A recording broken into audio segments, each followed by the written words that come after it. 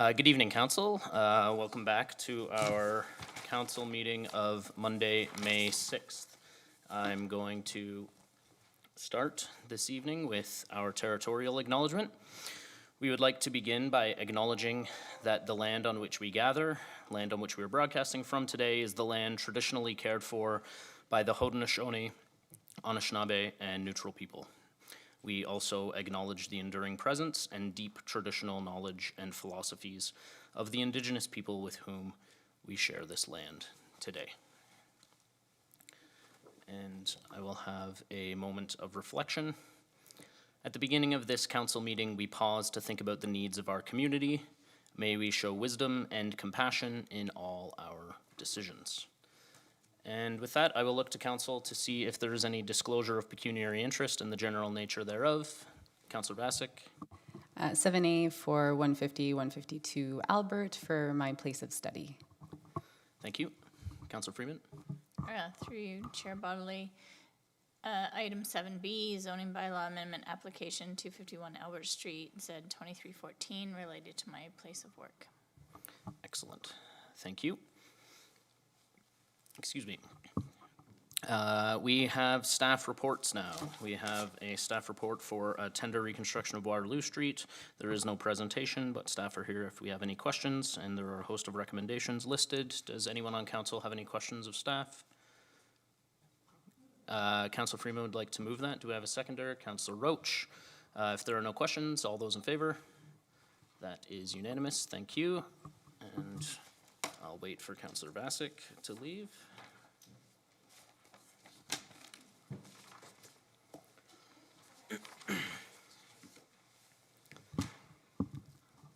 And we are about to go into a couple of formal public meetings here, but before doing that, I just have a caution here. Waterloo City Council welcomes and encourages members of the public to comment on matters of interest to them. A principle of a fair public hearing is that those in favor or in opposition feel comfortable to speak at this meeting of council. And for this reason, we ask that you do not cheer, clap, or make any negative comments during any delegation. Delegates are cautioned that offensive, discriminatory, derogatory, or inappropriate remarks may constitute slander and could potentially lead to legal action against them. If such comments are made, the delegate will not be permitted to continue speaking. The microphone will be muted and the live stream may be disabled. Any such comments will not be recorded in the minutes of the meeting. And with that, we will move on to our first formal public meeting. This is a formal public meeting to consider item 7A, official plan amendment number 38 and zoning bylaw amendment Z 2209 Wilfrid Laurier University for 150 to 152 Albert Street. Any persons who want further notice of this application, including the passage of any bylaw, should sign the appropriate register in the binder located on the desk at the rear of the council chambers. If there is more than one binder, please make sure you are signing the appropriate one. Will the clerk please advise council of the method used to give notice of the meeting and the dates notice was given? Notice was advertised in the Waterloo Region Record on April 18, 2024 and mailed or emailed on April 16, 2024 to all property owners within 120 meters of the subject property, to public agencies, to all persons who signed in or spoke at the informal public meeting held on October 3rd, 2022, and to all persons who requested further notice. Thank you. And the planner, Rita Zelok, will now give a brief overview of the application. Thank you. Good evening, Chair Bodley, Mayor McCabe, members of council, members of the public. As mentioned, this is a formal public meeting for 150-152 Albert Street, official plan amendment number 38, and zoning bylaw amendment Z 2209. The applications were submitted by Wilfrid Laurier University, represented here tonight by Kristen Barrisdale of GSB Group. The subject site is located just south of the Wilfrid Laurier main campus, at the southeast corner of Albert Street and Bricker Avenue. In terms of surrounding lands, the site is surrounded by the Laurier main campus to the north, multi-unit residential buildings and single detached buildings to the east. Single detached homes are also located to the south and southwest, and additional Laurier academic buildings and the Laurier Stadium is located to the west.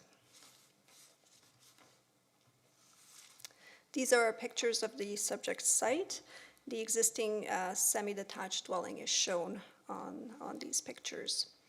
It is estimated that the building was constructed in 1876, and the subject site is designated under Part 5 of the Ontario Heritage Act.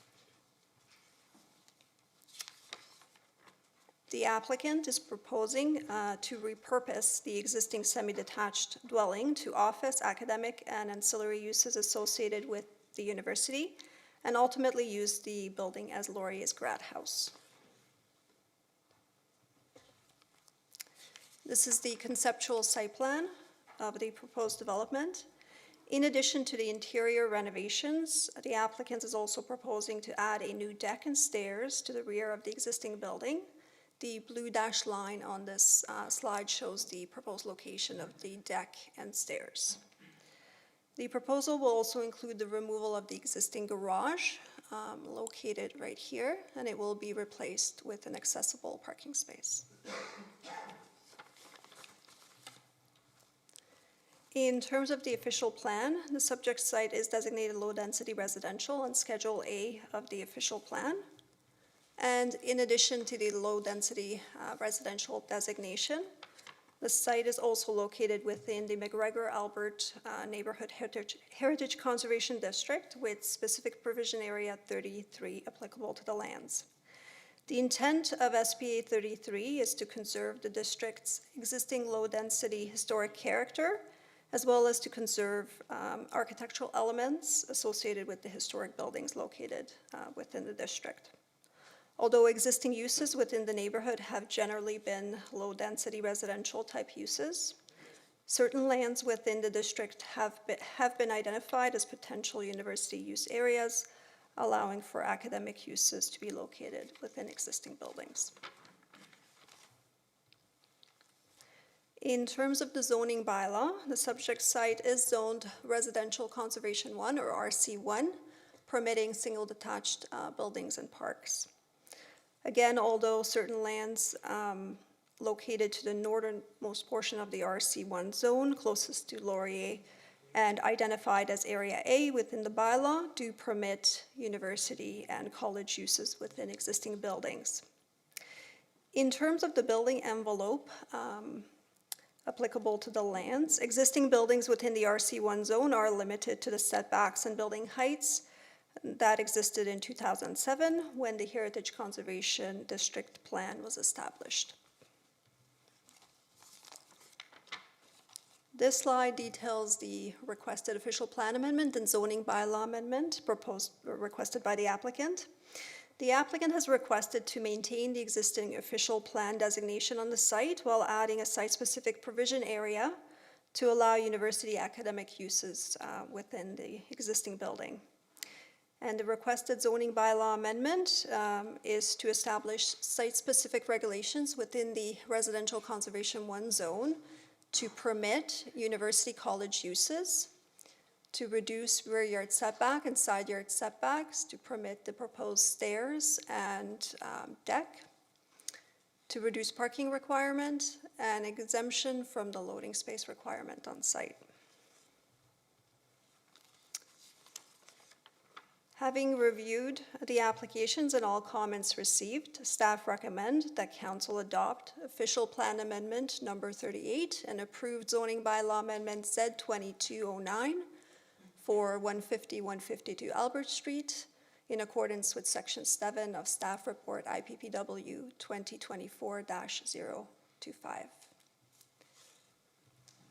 That concludes my presentation. If there are any questions, I'm happy to answer them. That's great. Thank you, Rita. Looking to council to see if there are any questions of staff on this application. Councillor Wright. Thanks. Just through you, Councillor Bodley. In the report, it just does acknowledge that there's a couple of trees that are meant to be maintained on that property.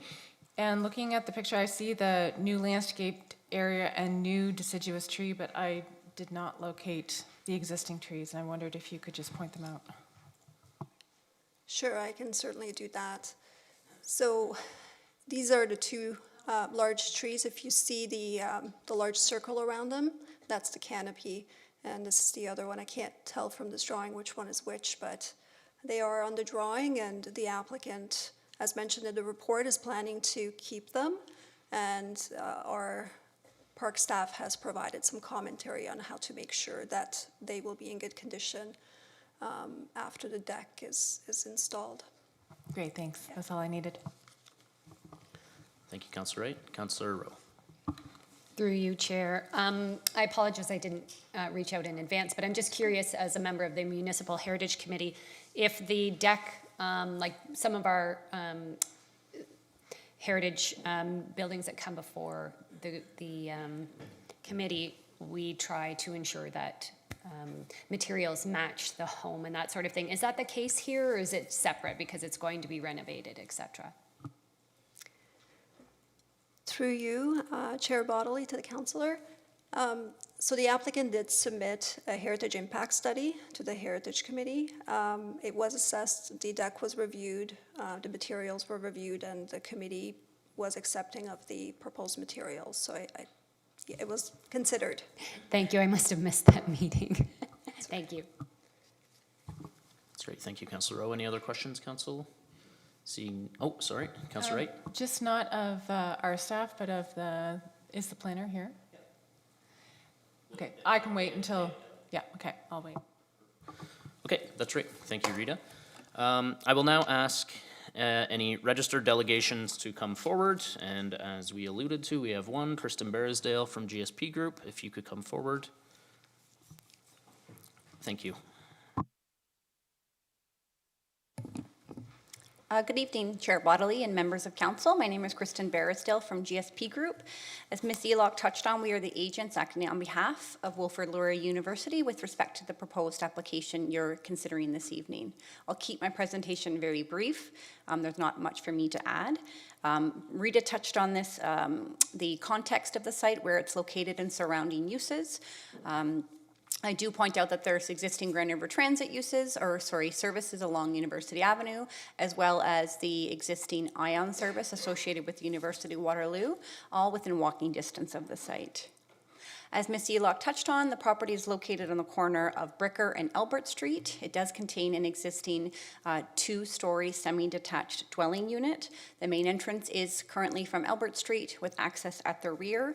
And as Ms. Elock touched on, there is an existing detached garage with access off of Bricker Street that is intended to be removed once the site is redeveloped.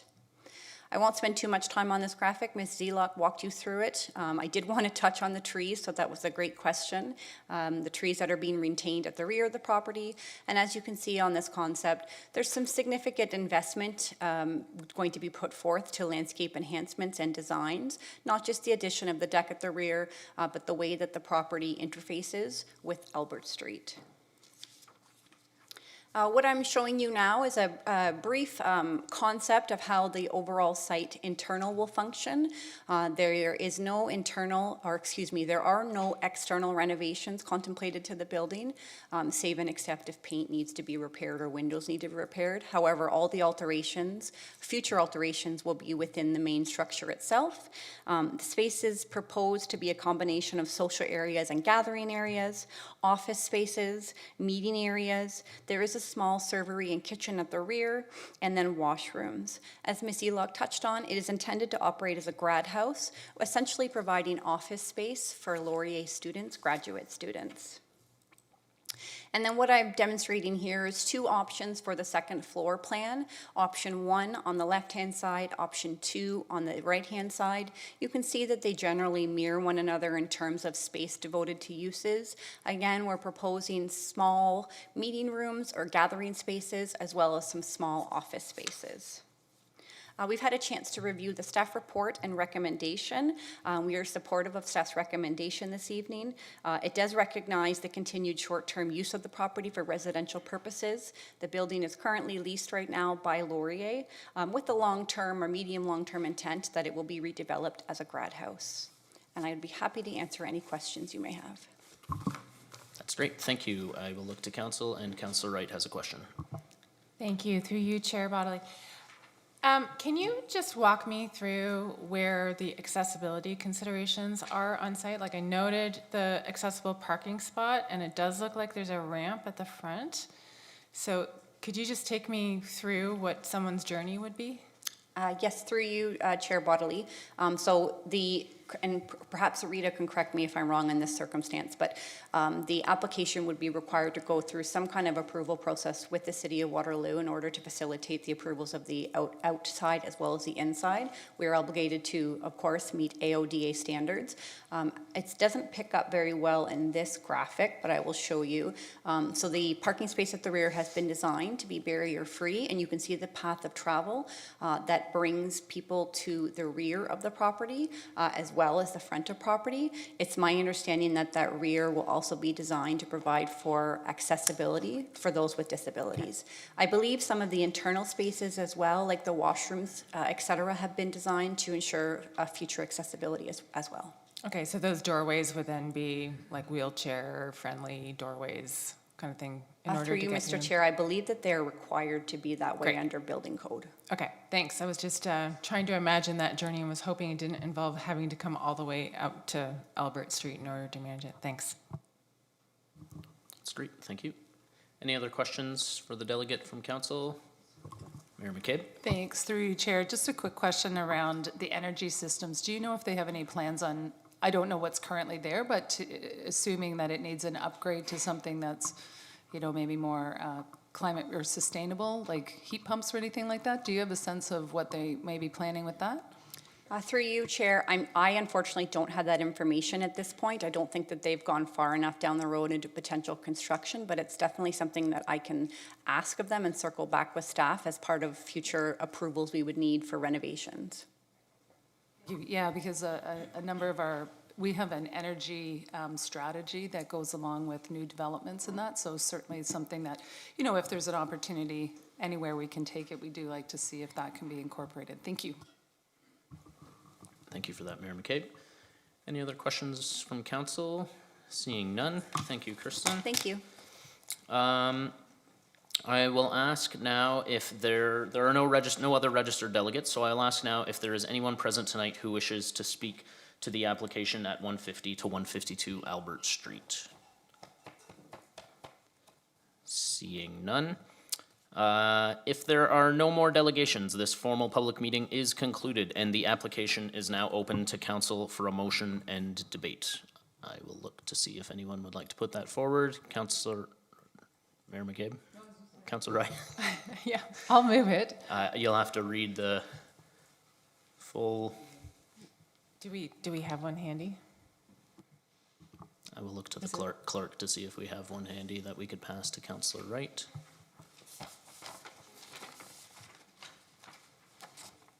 Actually, I have one. Okay. Official Plan Amendment Number 38 and Zoning Bylaw Amendment Z2209, Wilfrid Laurier University for 150 to 152 Albert Street. Whereas Council has considered all written and oral submissions, and whereas Council has considered the professional opinions of planning staff, therefore be it resolved, the Council approves staff report IPPW 2024 -025.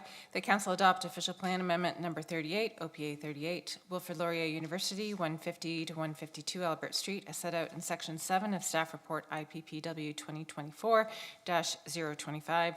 The council requests that the regional municipality of Waterloo approve official plan amendment number 38, OPA 38, in accordance with section 7 of staff report IPPW 2024-025, and that council approve zoning bylaw amendment Z-22-09, Wilfrid Laurier University, 150 to 152. And Mayor McCabe, you're still seconding that? Perfect. If there are no other questions, I will call the vote. All those in favor? That is carried unanimously. Thank you. And I will just wait till Councillor Bassick returns and Councillor Freeman has left the chambers.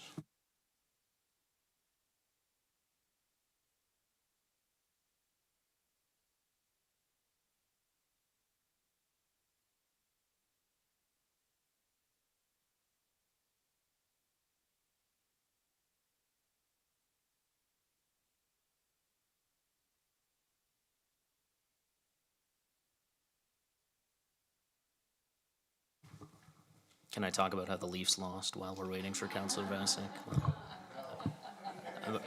I'm wearing the blue and white. I'm still in mourning.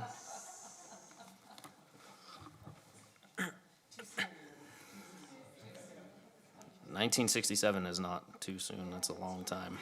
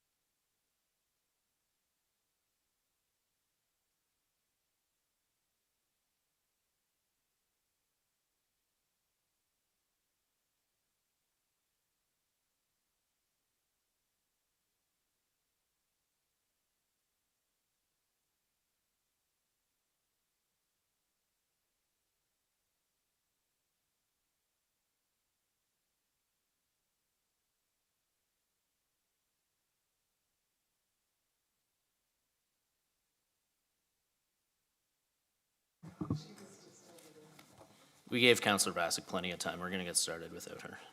She will join us momentarily.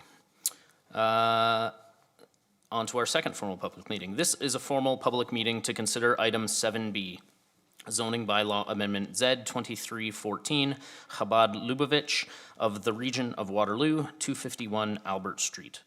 Any persons who want further notice of this application, including the passage of any bylaw, should sign the appropriate register in the binder located on the desk at the rear of the council chambers.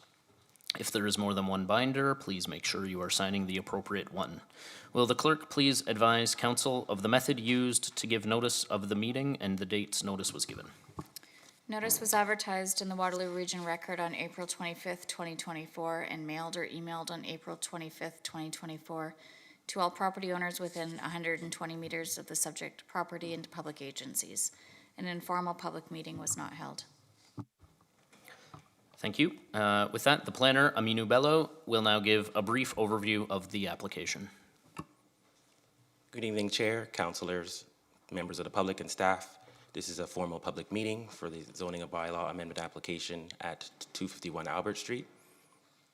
And my name is Aminu Bello. I'm a planner with the City of Waterloo Development Planning Section. The subject site, as known, is 251 Albert Street. It measures 0.12 hectares in size, located west of Albert Street and north of University Avenue West and south of Hickory Street. The site is currently occupied by the Habab Center for Jewish Center for Life and the Rabbi's Residence. It's currently a two and a half story dwelling, and surrounding uses are high density uses ranging from 4 to 12 stories in height. The next set of photos will provide an illustration of what the surrounding contexts are. The image on the left is the subject site viewed from Albert Street, and the image on the right on our screen here is looking south along Albert Street in the direction. This also provides a context of the surrounding existing uses being low to high, medium density uses, and to note Albert Street being a major collector with one directional traffic in each direction. The next photos are, again, on Albert Street looking in the north direction to provide context to the audience of their surrounding existing uses. And the image on the right is also a view from the rear of the property from the public walkway. Here we have a conceptual site plan. The applicant is proposing a zoning bylaw amendment, which proposes to remove the existing dwelling on the site to redevelop the lands for a 7-story mixed-use building containing 32 dwelling units, within those dwelling units containing 57 bedrooms, a spiritual use, a childcare center supported by 26 parking spaces and 30 bicycle parking spaces and various amenity spaces throughout the building. The next set of slides will walk us through the various floor plans throughout the levels of the building. Again, here we have the first floor. It's predominantly located, containing spiritual uses throughout most of the first floor, and which contains a social hall, a lounge, synagogue, as well as kitchen, washroom facilities, etc.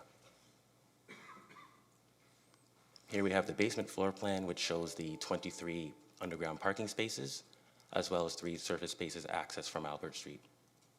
To note, there's also a waste storage area in the center portion of the plan, and the applicant is proposing to have a waste collection system which has tractors that pull out the waste collection for larger vehicles.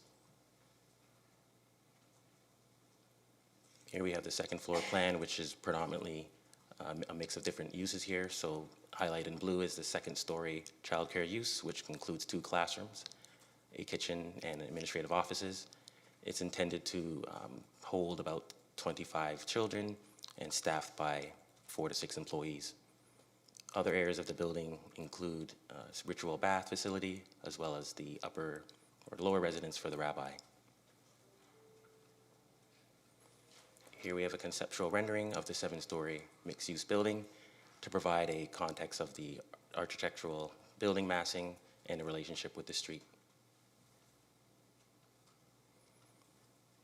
The current zoning under the zoning bylaw is a holding residential Northdale 12 zone, which permits mixed-use buildings with dwelling units above the 1st story, as well as spiritual uses, a child care center.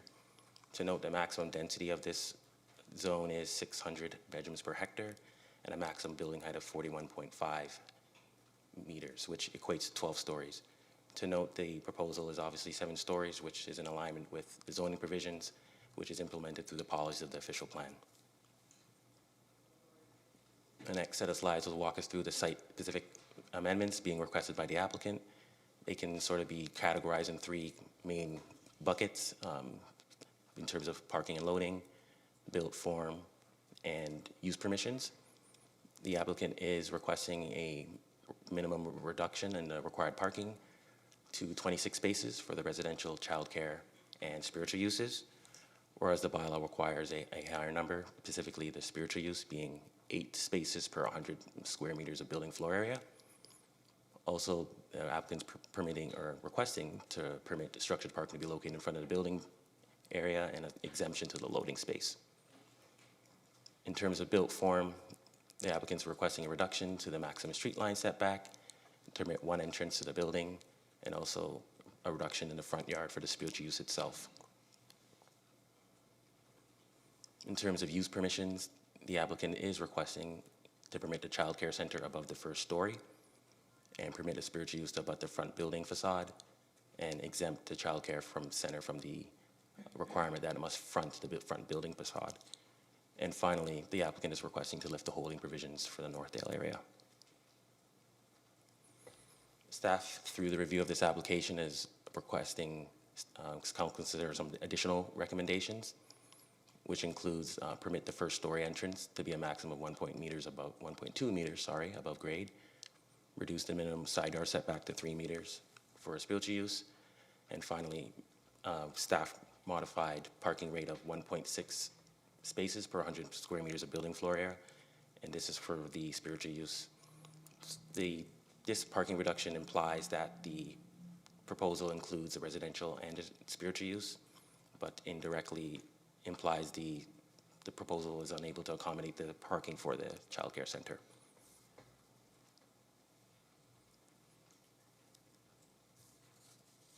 In terms of recommendations, staff support this application with modifications and recommend council approve IPW 2024-10 in accordance with section 6.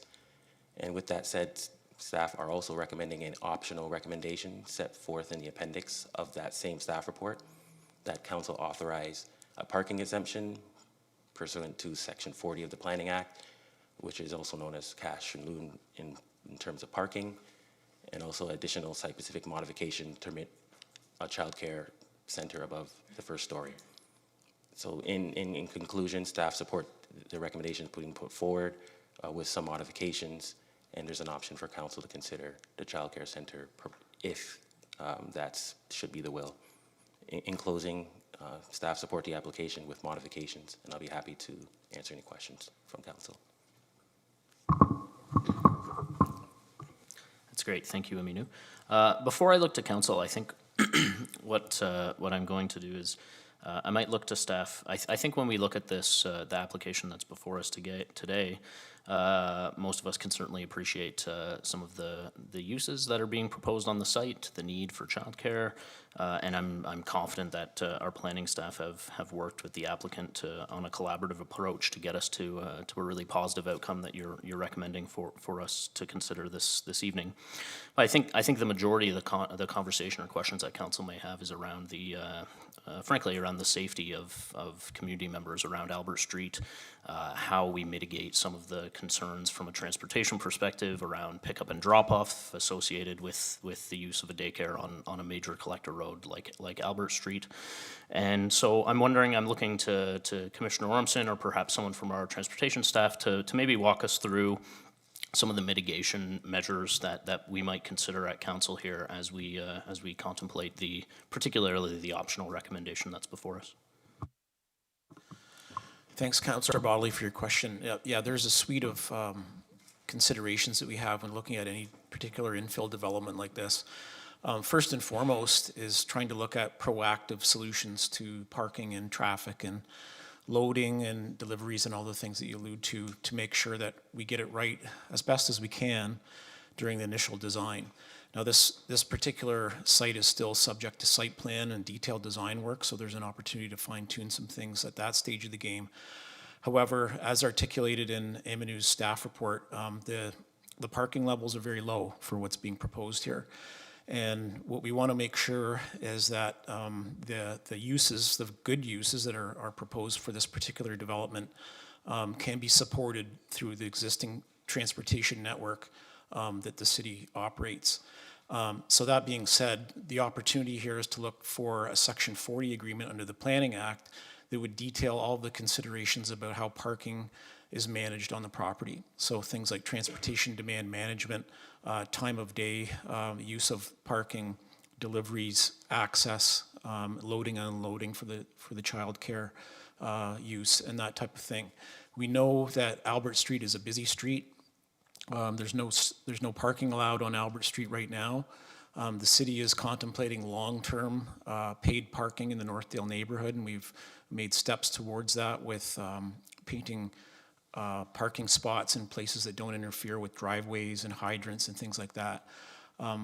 But as council may know, some of the lowest parking rates we have in the city are already in Northdale. So the network itself is not one that would allow intensification without considering the way each individual development functions. So again, I'll go back to the point here about the Section 40 agreement that staff believe is an option that would still allow the proposed uses that are considered, but allow some way to manage and mitigate some of the unintended consequences that we know can happen when sites are overbuilt.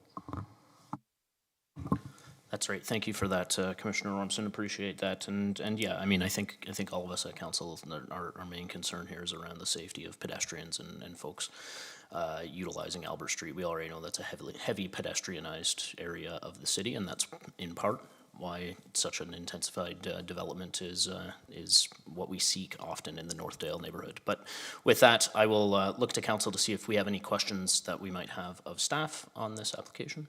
And Councillor O, go ahead. Thank you, through you, Chair. Yes, I'd like to direct this to Aminu and Joel. I'm curious, as Mr. Ormson mentioned, the Section 40, if you could explain exactly what the Section 40 is, how it works, and how it's related to this site. Timeline, obligations, etc. Through the chair to Councillor Rowe, so the Section 40 parking exemption it's a tool that the municipality has at its disposal through the Planning Act to exempt an owner from the parking facilities in lieu of a reduction, paying through cash in lieu. So that allows the municipality to reduce the parking on site in lieu of cash for that reduction.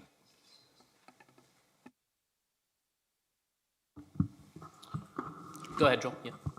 Through you, Chair, to Councillor Rowe, just to expand on Aminu's comments, it is a planning instrument that council has available to it, as Aminu indicated, but it's a more effective tool to deal with items such as shared parking scenarios that are more operational in nature. Zoning bylaws, which are regulated under Section 34 of the Planning Act, are more appropriate for regulating the amount and type of parking. This tool is a little more nuanced in the fact that an agreement can be established through which terms and conditions are required to be fulfilled in lieu of an exemption or as a result of an exemption being granted by the municipality. So it's a tool that has a few more options than Section 34 zoning bylaws, the standard bylaws that council has before it. And we can certainly get into more details, but there is a cash payment. In this case, staff are recommending a $2 nominal fee be used and that financial securities be posted for a period of time to secure performance of the obligations under the agreement, after which, assuming the obligations are met, the security would be released back to the applicant.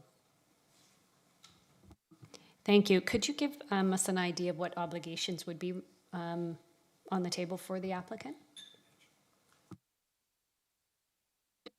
Just examples, please. Examples would be reporting, so to allow the once the proposal is built, the applicant would provide reporting to the city on the parking rates, the operation, to allow us to understand if it's working in an optimal nature. Also to secure TDM measures, which are transportation demand management, to make sure that there's alternate options available that can be secured through that agreement. Yep, keep going. Thank you. I also am wondering, at this site specifically, we touched on some of the mitigation measures, but with this site and the reduced parking, like what would some of the concerns be in this neighborhood? Through the chair to Councillor Road. So again, Albert Street is a major collector road with one lane of traffic in each direction with no parking, no street parking permitted along that street. So to that end, there is no opportunity for parking to be alleviated on the site through other means. So the principle in the zoning bylaws is that all parking must be provided on site. And I'm also thinking like in terms of pedestrian, motor vehicle, cyclist safety, that kind of thing. Does that play into that as well? Through the chair to Councillor Rowe, that is correct. So safety is a concern in terms of the current configuration that is proposed, that there is limited opportunity for improvements on the site. Thank you. I do have one more question and then if that's okay. I'm also wondering, being out to the site, I'm wondering who owns the path to the right of the site and if that will be an option for any parking that may be off-site for people to come in and if it's maintained in the winter. Sorry, that would be between 251 and 253 Albert. Through the chair to Councillor Rowe, so I just pulled up the conceptual site plan. So the pathway along the north of the property is owned by the City of Waterloo, and it's a public walkway. Thank you. Thank you, Councillor Rowe. I will look to the rest of council to see if anyone has any questions of staff at this time. Councillor Hanmer.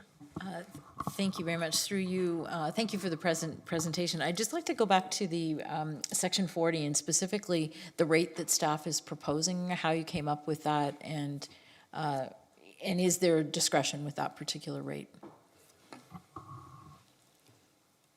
Through the chair to the councillor, I would assume that the rate you're speaking to is a parking rate. Mm-hmm. So the parking rate is 1.6. No, sorry, it's the dollar amount that's related to the Section 40. If we imply the Section 40 for the exemption would be to the parking, and however, there's a fee that goes along with that. The security, the financial security. I'll defer to Director Joel Cotter to speak on that. Thank you. Through you, Chair Bodley, to Councillor Hamner. The city doesn't utilize Section 40 all that often. The most common example that we often reference is the HSBC here in the Uptown, which was in 2010. The rate that was utilized at that time was $37,500 per space that was established. So it's a 14-year-old rate. So staff initially took that, even though it's 14 years old. And then again, recognizing the nature of this use, we looked for any opportunities to bring that down. And there was an example on Yonge Street in the north part of the Uptown where the city applied a 50% reduction. So We took that 50% reduction, we applied it here as well, and that ended up multiplied against the total number of parking spaces that require relief, which is 40, ending up to be the $750,000 mark that is in the staff report. It is absolutely up to council's discretion, and we look to council to provide direction on matters relating to section 40. So if there is a concern relating to the amount, council has discretion to adjust it accordingly or provide direction to staff to provide a lesser amount. Thank you very much. Thank you for that, Councillor Hanmer. Any other questions of staff? Mayor McCabe? Thank you, and through you, Chair Bodley, thanks for the presentation, Aminu. I'm just curious about the province that recently introduced Bill 185. I know it hasn't been passed yet, but they have proposed changes for developments that are within 800 meters of a post-secondary institution. I'm just wondering if you could provide us some information around how that may or may not impact. I mean, as I said, the Bill 185 hasn't been passed yet or proclaimed, but you know how that might impact a proposal like this. That is correct. So Bill 185 does not have legal weight. It passed first reading in early April. But with that said, the Bill 185 does exempt minimum parking requirements in major transit station areas, which this proposal is within the Northdale major transit station area. It would exempt all minimum parking requirements for protected MTSAs. So that's all I have to say. Yeah. Is that for, thank you, and just for clarity, is that for residential parking or is that parking of all, like commercial parking? Is it parking of all kinds? It would be for all parking, all vehicle parking on site. Commercial as well as residential. I wasn't aware of that. Okay. Sorry. Joel, did you have something to add to that? Yeah, through you, Chair Bodley, to the mayor. The legislation is draft, right? So it's not in force in effect. But as it's written today, Aminu is correct. It applies to all parking with the exception of bicycle parking. That's the only matter that is left in for municipalities to control at a minimum rate. So yeah, it's draft legislation. If it is enacted by the province in some way, shape, or form, it will certainly take precedent over any municipal bylaw. Thank you for that, Joel. Any other questions of staff before we move on to the delegations? Seeing none, thank you, Aminu. I will now ask any registered delegations to come forward. And someone we haven't seen in a while, Kristen Barrisdale, is here to present on behalf of the applicant. Go ahead, You're getting Kristen. a 2-for-1 deal for me tonight. Good evening. Just want to let everyone know I'm here to speak to 251 Alberta. Again, I will try to keep my presentation brief. We have Rabbi Goldman here from the center, who is here to answer any questions that may come up as part of the presentation, as well as Erica Bailey from Paradigm. I know that the traffic movements, parking, et cetera, are one of the most significant concerns, so she'd be happy to step forth to answer any questions you may have with respect to parking and traffic. The Bod Lebetz is a service, or it's intended to serve the local, as a center for local religious, educational, and community activities. It's essentially considered a home away from home for the local Jewish community. It is intended to connect students, residents, visitors, immigrants, and community stakeholders on the subject site. The property or proposal as considered by you this evening is to include the following services and amenities on site. Weekly spiritual worship or worship services. These happen every Friday evening and Saturday mornings. These are currently being practiced on the site. Spiritual classes and or guidance being provided by the rabbi. Again, these are currently being provided on site. A mikveh pool, Friday night student dinners, which are also being currently provided on the site, and high holiday religious events, which are approximately 3 times a year. Just a brief overview of the context of the site. You'll see the site labeled in red in the middle. The concentric rings that you see around are, the inner one is a 400-meter walking distance. The outer one is 800-meter walking distance, as Mr. Bello touched on. The site is located within the University of Waterloo station area. And as you can see demonstrated in this concept by the varying colors, it is quite a vibrant community that is surrounded by a number of different range and mix of uses. This is a rendering, again, it was touched on Mr. Bello's presentation. I won't spend too much time on this. A 6-story mixed-use building. As Mr. Bello touched on, spiritual uses on the ground floor. We are proposing the child care center on a portion of the second floor as well as a portion of the rabbi's residence. The rabbi's residence will also occupy all of the 3rd floor. And then there will be dwelling units on floors 4 through 7 with a total of 32 units. And as Mr. Bello pointed out, the parking is to be accommodated through a structured parking facility, which you see here on the screen. There are 3 surface parking spots provided outside of the parking structure and then 23 spaces provided in the structure. The structure also includes secure bike storage for approximately 30 bikes, as well as storage areas for residents, and then elevator shafts and stairwells. The first floor is occupied by the spiritual use itself, and I kind of want to walk you through this because I think this is a crucial element to understand. So what you'll see on the top right-hand side of your screen is the synagogue area. What you'll see in the middle of the screen is a lounge area, and then what you'll see on the right-hand top of the screen is a social hall. One thing that I really think is very crucial and important to understand is there is never a circumstance when these 3 spaces are occupied at once. The intent is that those visiting space will move through each of the space as they're working through or experiencing their spiritual activity. There are kitchens that are also devoted to the spiritual use, washrooms, stairwells, and storage.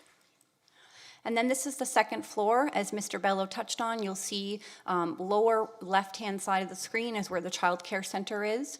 As he indicated, it's intended to accommodate up to 25 students. There is a small office space and a small kitchen area devoted to the daycare or the child care facility. And then the balance of the second floor is intended to be occupied by the rabbi's residence as well as the spiritual bath. I didn't include the floor plans for the remaining floors because they're pretty standard. They include 1 and 2 bedroom units, like I said, between floors 4 through 7. We've had a chance to review the staff report, and we're generally supportive of perhaps 80% of the direction of the staff report. We did submit a letter, I think that was circulated to your group on Friday, asking for some alternative considerations or requests as it relates to the bylaw. So what we're showing on the screen right now is the recommendations that are as contained currently within the staff report. We have no objections to these ones as they're listed. These are all, I think, within section 6 of the staff report recommendation. Moving through some of the site-specific provisions, we are requesting that council consider allowing for a child care center on the second story. As Mr. Bello touched on, the staff recommendation as presented to you this evening doesn't explicitly exclude the child care from the second story, but it fundamentally does prohibit it because it's not allowing it on the second story. We believe that the childcare is quite a crucial element of this. It includes, like I said, a 2-classroom service, and it's associated on the second floor. There is intended to be separate devoted access to the childcare, and parking is to be provided as part of the parking facility or the parking garage. The intent of the child care center is to be open to the public, but it is also an ideal location for future residents of the building, as well as members of the Jewish community. And then finally, again, Mr. Bello noted the front yard setbacks, side yard setbacks as proposed. We have no concerns with that. However, we are asking council to consider a parking rate of 0.9 spaces per 100 square meters of building floor area. I do want to point out, and I touched on this earlier, that the calculations as presented this evening note a total spiritual use floor area of 577 square meters. We continue to maintain that that space is almost being triple counted. There is never a circumstance in which 577 square meters of space is going to be occupied. So we believe that the parking noted, the 40 parking space deficiency, is not accurately representing the way and intent of the way that the space is to be used. We recognize that this is a very unique spiritual use, and we believe that the parking rates and the significant reduction have been clearly demonstrated through a number of technical reports and studies that have been submitted, as well as site visits. Something touched on Mr. Bellows' presentation was the notion of a Section 40 agreement, and I would like to let you know that the applicant has no concerns with the Section 40 agreement. We are agreeable to providing reporting and monitoring to the city. We understand that the function of the site, particularly as it relates to the logistics around daycare and childcare services, are crucial to staff. I believe it is important to note that we are not asking for any changes to the parking provision requirements for the childcare space. We're not asking for any changes to the standards that would apply to parking to access that childcare space. The reduction that we're seeking is specifically related to the spiritual use. With regards to the Section 40 agreement, we do ask that that council consider eliminating the requirement for the financial securities. As I'm sure you can appreciate, $750,000 is quite a significant sum of money to be put up front. We recognize that there is an opportunity for those securities to be returned within 3 years. We believe in 3 years the site will demonstrate that it's going to operate as predicted.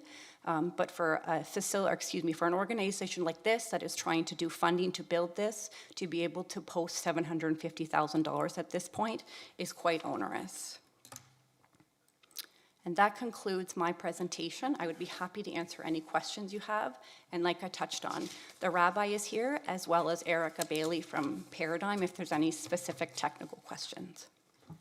That's great. Thank you, Kristen. I will look to council to see if there are any questions for the delegate. Council Rowe. Through you, Chair. Thank you so much for your presentation. I do have a few questions, if I may. I'm curious about the residential units and parking. So I understand there's 32 residential units and 12 spaces assigned. So this is I'm just curious. I understand that the rabbi and his wife will have 2 spots. So that will leave 10, but I was curious about how those will be assigned. Like, will that be on a first come, first serve? And then after that, people with cars may not have, first go at the rental units. I'm just curious.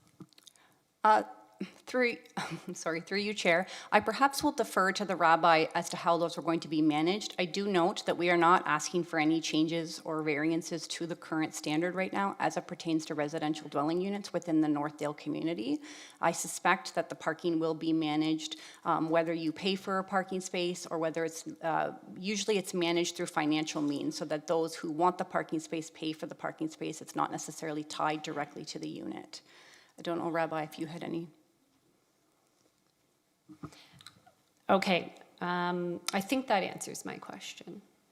I'm also wondering about spiritual use in terms of events such as weddings and funerals, and if there is a need for parking at that time, and if there's overflow parking at St. Mike's. I know that had been a consideration, so I was just curious about those events, because I understand that the 3 high holy days were mentioned, but not weddings and funerals. So I was just curious about how that worked. Through you, Mr. Chair, Rabbi, perhaps he's going to be speaking later. He's going to be giving his own comments, and perhaps I will have him touch on that. I don't think that it is anticipated that there will be those types of services offered here, that perhaps people would visit a larger spiritual use to have those types of service. Yes, there has been an informal discussion and agreement with St. Mike's Catholic Church that allows for off-site parking in those circumstances. We believe very unlikely circumstances that there is overflow parking, that they are able to use the church parking facility. Our services and the Catholic services luckily tend to be off times. We're drawing visitors to the site Friday evenings and Saturdays, whereas Catholic churches are usually driving Sunday services, sometimes evening services. So in that circumstance as well, I think the off-peak hours between the 2 uses works quite well. Thank you.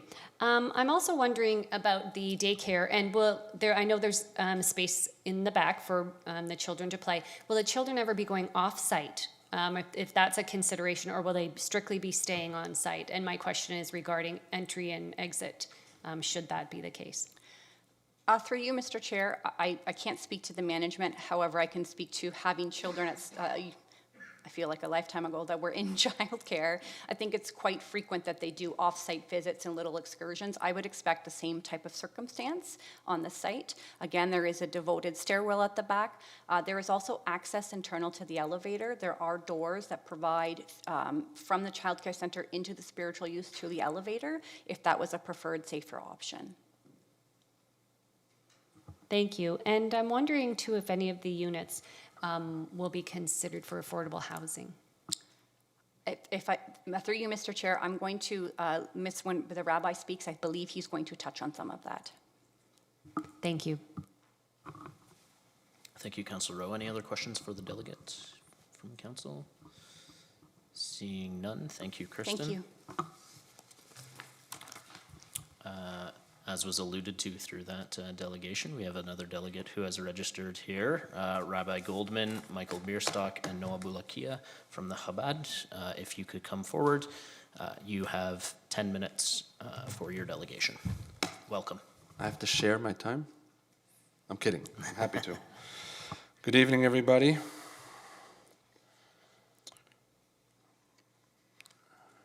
Good evening, Chair, Mayor, members of Council. I'm the Rabbi and Director of the Rohr Chabad Center for Jewish Life at 251 Albert Street. Our community has long outgrown our current space, and this new community center is urgently needed. Our pre-consultation meeting with the city was back in the summer of 2020. It's been a long process. We're finally here. And I want to thank city staff and really tip the rabbi's hat for their patience and their creativity and their collaborative spirit throughout this process. If I may, on a personal note, I was privileged to grow up in New York under the sincere impression that anti-Semitism existed only in history books. And this was my experience largely due to the strong bonds of connection with my own community that I benefited from. It insulated and fortified me to the point that the hatred of Jews that has always existed never poisoned my view of the world, and I still believe that most people are truly good. Inspired by the Lubavitcher Rebbe's call for us to do all that we can to bring redemption and healing to a broken world, my family and I moved here from New York at the end of 2008 on a mission to foster that same level of strong community bonds in quite a different environment than Brooklyn, to say the least. Thank God our efforts have not been in vain, although there is still a lot of work to do, and this new center is going to be critical to our future efforts here in Waterloo. This new center that we're planning will mark Waterloo as a bastion of safety and inclusion, normalcy, and innovation. It's going to be a stunning addition to Northdale. To the best of my knowledge, there's nothing like this building in the world, and again, I just have to salute planning staff's efforts to understand, to learn more about this very, very unique project. I'm sure that it's going to inspire imitation, and once again, the world will be wowed by what's coming out of Waterloo. And it's going to connect people, students, locals, new immigrants, visitors to each other and to a community. Now, staff have recommended two options for council's consideration. One is to approve the zoning application, but to not approve the daycare use. Our position on that option is that the daycare is absolutely critical to our vision, and we will not build this building without it. And so if the council votes for this option, I'm sorry to say it's essentially a vote against the entire project. The other option that staff have proposed is to approve the zoning and approve the entire project, including the daycare, but to impose the parking agreement under Section 40, as you've heard, which includes a parking strategy, reporting every quarter, and a $750,000 security. And I just want to say that we appreciate staff's position that what that means is that the parking and the daycare could possibly all work out. That's basically what that option includes. And our position on the rest of it is that we're going to manage the parking properly. It's in our best interest to do so. We're the ones shouldering the risk in that scenario. If it doesn't work out, this is a multi-million-dollar waste of money, because no one's going to come if it doesn't work out, and this all goes up in smoke.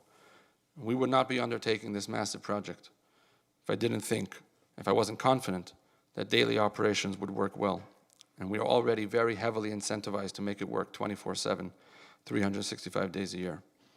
And we cannot agree to a $750,000 potential parking ticket because fundamentally this would not add any parking to the site, and therefore it doesn't solve anything, and therefore it should not be part of the solution.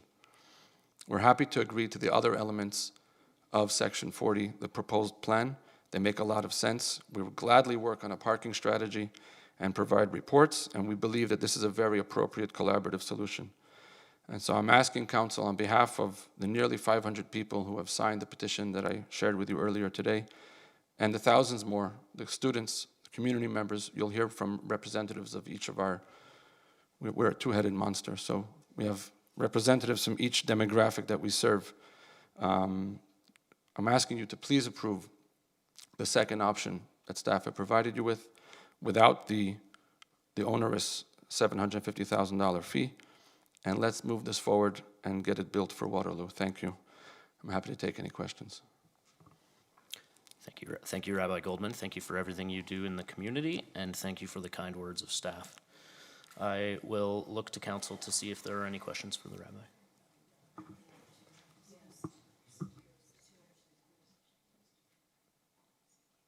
Okay, sorry. Rabbi, if I may ask you a question first to start with, at the behest of my colleagues. Are the other two delegates that were registered with you also speaking? Yeah. Okay, so maybe we'll get all of you, I'll pause your time here for a moment, and we'll get all of you to speak that have registered to start with within the 10 minutes here, and then we'll save the questions for all three of you at the end, if that works with you, Rabbi. Perfect. And if you could just state your name just for the record, just so we're clear on who was speaking before us. Hi, my name is Noah Boulakia, and it's an honor to speak in front of all of you today. I am currently studying biomedical engineering at the University of Waterloo, and I'm here to express my deep gratitude and love I feel for Chabad at Waterloo, a place that has profoundly impacted my life and the life of countless others in our community. Chabad is not just a place, it is a vibrant, embracing community. When I first arrived in Waterloo as a student, I felt a disorienting sense of displacement, being so far from familiar comforts at home. Amidst this sea of change, Chabad stood like a beacon of warmth and welcome.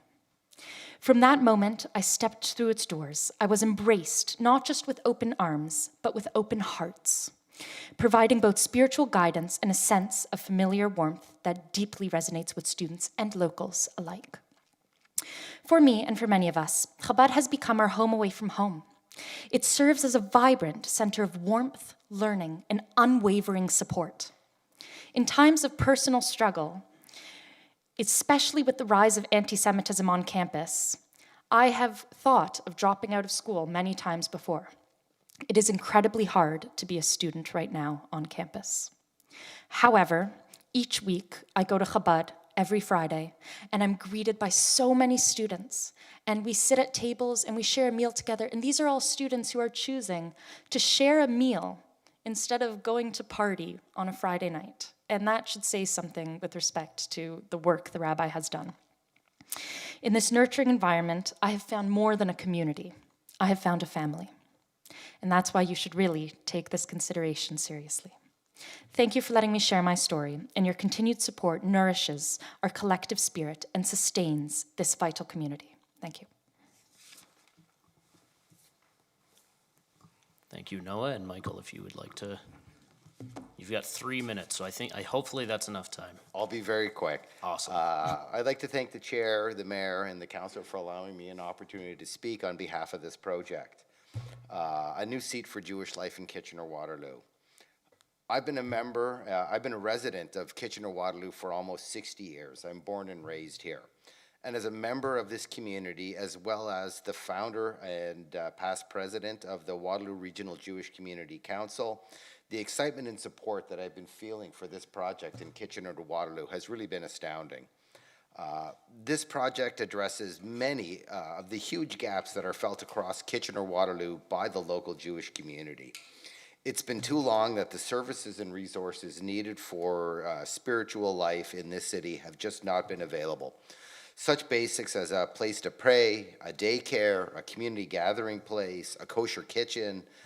These are just some of the things that we've dreamed about having in Kitchener-Waterloo for many years. As the past president of the Waterloo Regional Jewish Community Council, over the years, I have met with many, many families who really liked Kitchener-Waterloo and were seriously considering moving here.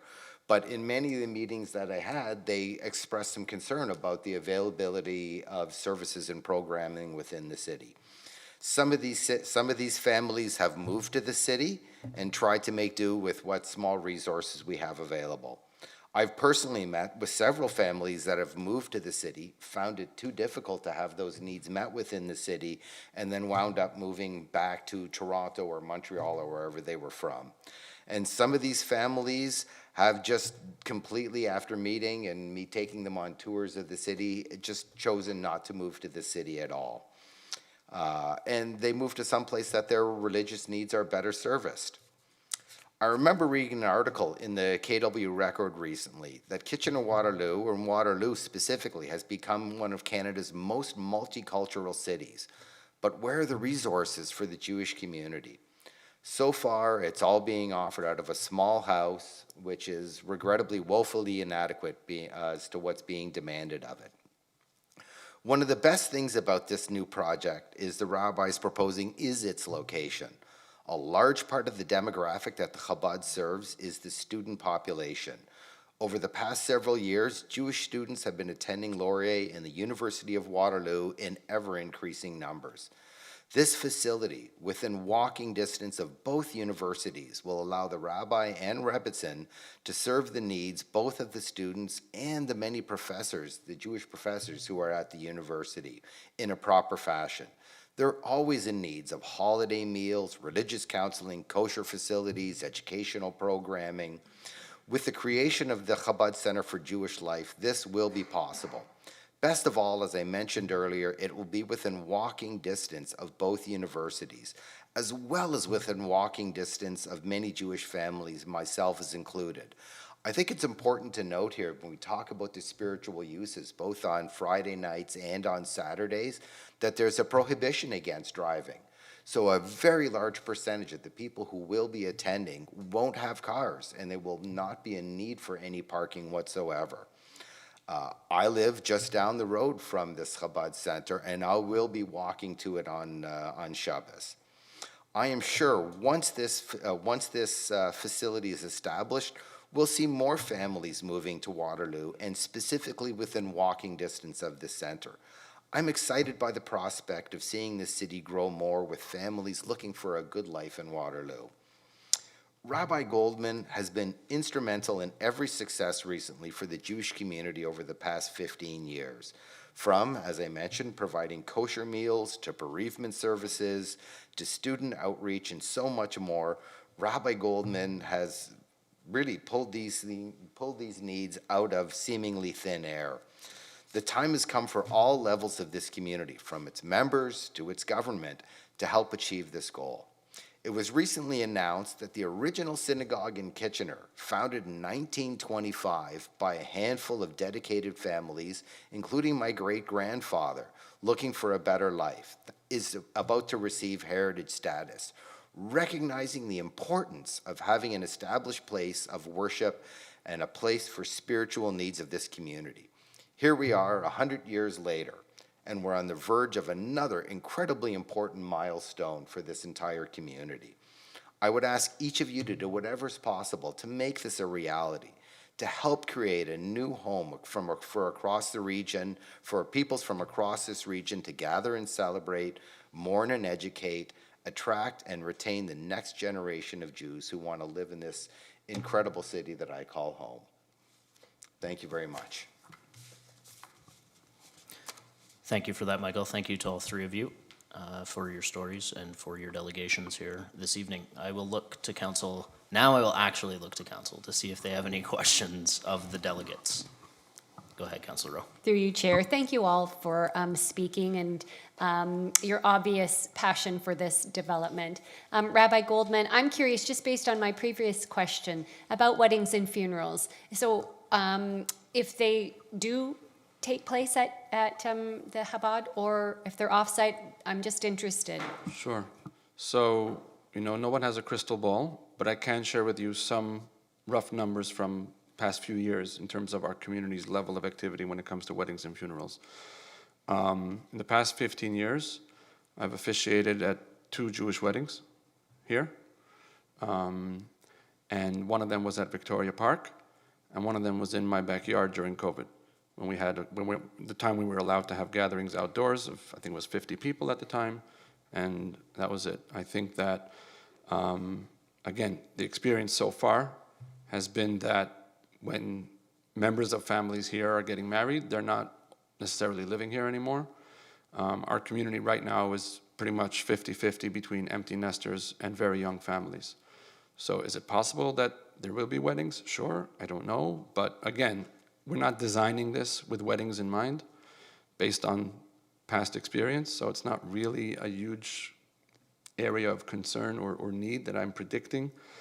And there's going to be limitations. Like we won't be able to have big weddings in this building. It's just not the right venue. If you want to have an intimate wedding, yeah, sure. But that's probably smaller than a Friday night dinner, In terms of funerals, I do officiate, I would say on average, 3 to 6 or 7 funerals in the Jewish community every year locally, unfortunately. But every single one of them is a graveside service. And I think the notion of a formal service at a place of worship isn't really the norm these days. And we have the Jewish cemetery in Kitchener at Westmount in Victoria, where most members of our community choose to be interred. And that's where I've officiated every funeral, certainly over the last, 5-6 years. I think I did one at the synagogue in Kitchener many years ago. So again, that's just recent trends. That's the best I can offer, but again, you design based on what you see happening, and that's what we see happening. No, that's very good information. Thank you. And my other question was based on, I'm just curious too about the residents, the number of units, and the parking. Just, do you have a plan for how you will allocate that? Is that sort of first come, first serve? And then when those allocated parking spots are full, then after that you're looking at people with bikes or Sure. pedestrians? So, as Kristen said, we're in full compliance with how much parking is required for the residential portion of the building. I imagine we'll manage it like every other development in the neighborhood, which seems to work. We haven't really gotten into the weeds on that, but I'm sure that part of this Section 40 will have very detailed plans and strategies on how it's going to be managed best. But I couldn't tell you that we have an exact plan of doing that. But again, knowing that that wasn't really an area of concern because it's on par with the entire neighborhood, I'm not too worried, and we'll manage it the way the entire Northdale manages their parking for residents. Great, thank you. Are there any other questions for the Rabbi? Councillor Wright. Thank you. Through you, Chair. Thanks again for coming to present and for sharing this investment that you're making in the community. I'm just wondering if you can comment on 2 things. So how common it is for Chabad to have childcare facilities co-located, and number 2, just the overall accessibility, how you manage accessibility in the proposed facility. I know that there's an accessible parking spot, but just how does that work with Sure. people coming and going? Sure. So in the planning, we've been leaning on some of my colleagues in the GTA, where there's a Chabad synagogue with adjacent in the same building, the same synagogue complex, childcare centers. There's one in Markham. There's a couple in the city of Toronto. And so the short answer is yes, that's fairly common. And it's just to if I can expand just a drop to explain why is it that way. We live in an age where, for better or worse, religion is not as popular as it once was. I protest it all the time, but and then you're stuck with the challenge of how do you build community in a way that's actually authentic and natural and not forced, without that pull of religious obligation pulling people into worship services all the time. And one of the ways that really, really works well and has spillover and a lot of positive ripple effects is exactly this. When you offer childcare in that context, it allows for people to, collide with each other every single day. I probably shouldn't use the word collide when we're talking about tight parking, right? But, you encounter each other, young families who are moving to town in incredible numbers, each one of them moving in isolated, completely isolated. But everybody needs childcare. And you provide that in a culturally familiar context. All of a sudden, you have, I wouldn't say instant community, but a very quick and healthy, vibrant community of young families who are getting together and networking and connecting and making friends and building connections. And that's a big part of the vision. That's why we wouldn't build it without the daycare. It's a huge component of how this is all going to bring people together. So that's that. And in terms of accessibility, excuse me, the accessible parking is located right next to the elevators. So it's actually, I think more convenient than, whenever I go to an outdoor plaza and you see, accessible parking close to the entrance of a building or a store, whatever it might be. This is literally out of the car, right into an elevator, right into the building. It's weather safe all year long. I think it's very, very appropriate and accommodating to anyone who needs to make use of that. Hope that answers the question. It does, thank you very much. Okay. Councillor Bassett. I have a question of staff based on the delegation. Okay, maybe we'll hold that to see if anyone else has any questions of the delegate. Councillor Roach, go ahead. Thank you for your presentations, the three of you. That was excellent, and it was great meeting you the other day at the State of the City. Likewise. I really think that our community needs this hub. And, going back, Michael, I probably go back, we're the same vintage. And if we go back, 251 has always been a community hub. I used to go there myself and play tennis in the backyard of the Young family. Often after church at St. Mike's, we'd go back to 251 and play tennis. I think this offers an ability for community integration, childcare accessibility, cultural and religious education, and student housing. I think we absolutely need it. I sometimes think that we're too concerned about parking. I really do. And we've talked more about parking than the 5 things I just mentioned today. I support you and what you're bringing to this community, and I would wonder if the parking calculations based on 40 cars, I think 40 spaces, I believe. Am I correct? 40 or 26? But the calculation was done on 40? I'll look to Joel to maybe answer that before. Sorry. Yeah. Yeah, based on the discounted space, there's a 40 space deficiency from bylaw requirement as calculated. Oh, I see. All right, okay. As I had mentioned, I really support what you're doing here, and we absolutely need this facility. And Michael, if you ever lived near Pilgrim, I'm sure we crossed paths back in the day too. If I can just say one thing. Basically, the choice is, to build off what you said, Councillor, the choice before Council today is to be aggressive on community building or be aggressive on parking. Thank you. Thank you. I'm done. Thank you.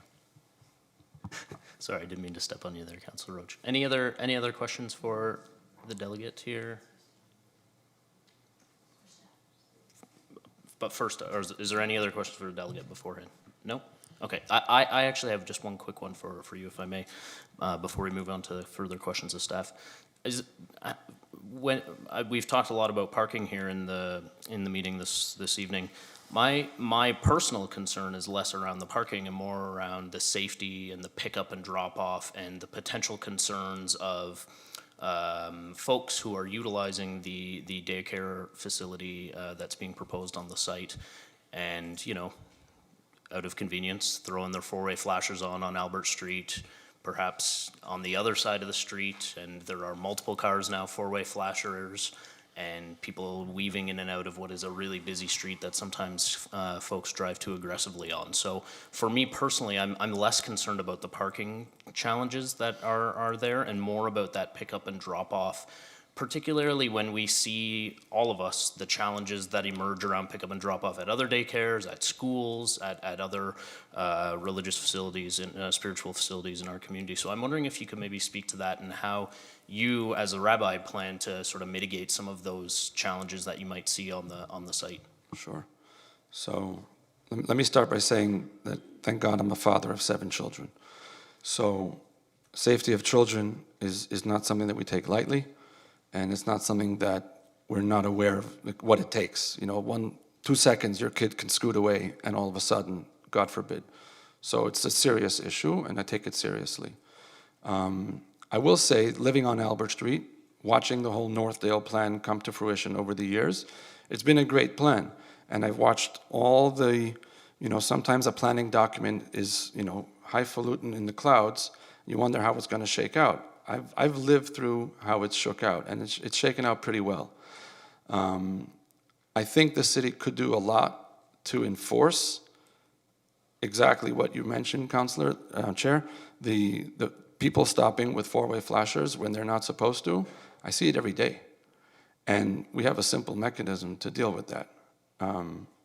Enforcement. You can enforce the existing bylaws, and all of a sudden, people get the memo that it's not okay, and it's not going to work. I would recommend that. I would welcome that, because I see lots of dangerous things on the street every day. That being said, I don't think parents who have young children would ever risk something like that. I see that with parents moving students into buildings. I see it with Amazon deliveries. I, as a parent, I would never do that with my kid. And I don't think any parent who's coming to a daycare would ever do something that risky with their children. I think we can trust parents to bring their kids in and out of a building safely, in and out of a parking lot safely, and we'll do our part to ensure that's possible with the parking strategy, with staggered pickup times. There's lots of ways we can do that, and we will, because again, that's not something that we would poo-poo and say, no big deal, but I think that's an area where the city can probably add some enforcement, and we'll obviously do everything in our power to make sure that that's looked after properly. No question. That's great. Thank you. Thank you, Rabbi. And maybe we'll get you to come speak to all of the school pickup and drop-offs around our around the city. And I'll note that I don't know. I've only been here 6 years, but that might be the first time highfalutin has entered the lexicon here. Very common in Brooklyn. Thank you. No other questions for you, Rabbi, so please have a seat. And, sorry, go ahead, Councilor Roach. Just one more thing. With regard to safety and drop-off, I notice, I drive down that street every day, twice a day at least, and I notice in the mornings and in the afternoons, there's a school bus kind of stopping between Hickory and Columbia on Albert Street, dropping off like dozens of kids. And they do a great job very safely. Yeah. Are you aware of that? Yeah. That's actually one of the wonderful things about Northdale's revitalization. But when we moved in 2008, there were very few families left, and they quickly all left. And over literally the last 2-3 years, families are back in the neighborhood, kids are back in the neighborhood. And the school bus is a new thing. That school bus stop has got to be over the last 2 years. It wasn't there always. And yeah, again, I'm sorry I keep bringing it up, but in urban environments, all these things happen all the time in big cities, and they happen safely. And there are ways to do it. We have to look to other urban areas for ideas and inspiration and best practices. I come from a very dense urban area where cars are a liability, and you don't move out of a parking spot unless you absolutely must. And there are ways of doing this. We don't have to be afraid of it. We don't have to lose out on the positive developments because of these concerns. They're valid concerns. We have to address them, but not at the expense of shooting an idea down. Thank you, Rabbi. Thanks, Councillor. Thank you, Councillor Roach. Now there are no more further questions of the delegates, so I will go back to Councillor Rassick, who had a question of staff. Thanks through you, Chair Bodley. Rabbi Goldman mentioned that, once if approved, and once the building's built, the Section 40 agreement, the securities in particular, sort of effectively what good would it do? Because the building would be there, the parking would be there, and so what would the securities accomplish? It wouldn't improve the parking situation. So I guess my curiosity is, what's the intent behind the securities if it's not going to actually improve the situation? If there is even a situation, and I understand you're saying you're going to do the Section 40 agreement and you have mitigation plans in place. So because we're being asked to consider the 750 in securities for this, why would we do that if it wouldn't actually improve a situation should the situation need to be improved? Through you, Chair Bodley, to Councillor Vasek. The financial securities are effectively a performance bond, if you will. So there are a number of items that staff have identified, for example, implementation of TDM measures, the preparation of a shared parking management strategy. So those items can be completed. The question is how do we ensure as a municipality that they get implemented? And so the performance security bond, if you will, or financial securities essentially act as that mechanism to ensure that the things that are set out in the agreement between the municipality and the applicant will actually come to be. So it's the incentive to follow through on, you can prepare the plan, now you need to work to implement it. If the plan's not quite working, let's again collaborate, figure out a strategy to make it work, and within that 3-year period, to make sure that the site is functioning in a safe and productive way. Okay, thanks. And Councillor Hamner had a question of staff as well. Thank you. Through you, Chair, to Mr. Cotter, and I'm going to continue on the line of the bond or the financial component of it. I appreciate, and for me, it's not the number of parking spaces. It's truly just the safety around that area. So when I think about using the Section 40 and trying to figure out how do we put the levers in it that are going to make the compliance or the performance go, it makes me wonder, is it the financial piece that's going to do that, or are there other tools that we may be able to have, or other agreements we may have within that Section 40 that's going to achieve the same thing? We want it to be a safe site as a city. So I just would appreciate your thoughts and comments on that. If there were a lesser financial component, and I don't propose that we start playing around with what that is, but are there other levers that we could be putting in a Section 40 that would allow us to work with Chabad to have the safety of the site, which is what we're really all talking about, I think? Yeah, through you, Chair Bodley, to Councillor Hamner. Unfortunately, the municipality doesn't have a lot of tools at its disposal. Section 40 does provide some degree of flexibility compared to, as I said before, the Section 37 standard zoning bylaw approach. The performance financial security piece is really the most effective tool, and it's the most common tool that we use for all types of development applications. So as the engineering progresses, as the landscape progresses on the site, those are approved through site plan. Financial securities are taken to ensure that what is approved on the plan actually happens. This is the most common way that the city ensures performance, if you will, at the end of the day. With respect to the amount, again, it's up to council's discretion. Staff, are required through the work that we do day to day to try and be as consistent as we can from development application to development application. We found a 14-year-old rate. We knocked it in half. We tried to go as far as we could at a staff level to bring it down and still maintain consistency development to development, right? Because that's where we often get tasked, is to say, treat us the same as the next developer. But really, it's within council's discretion. And what I would suggest that if council believes the rate is too high, perhaps defer that requirement to the Commissioner of Integrated Planning and Public Works to establish a lesser rate in consultation with the applicant.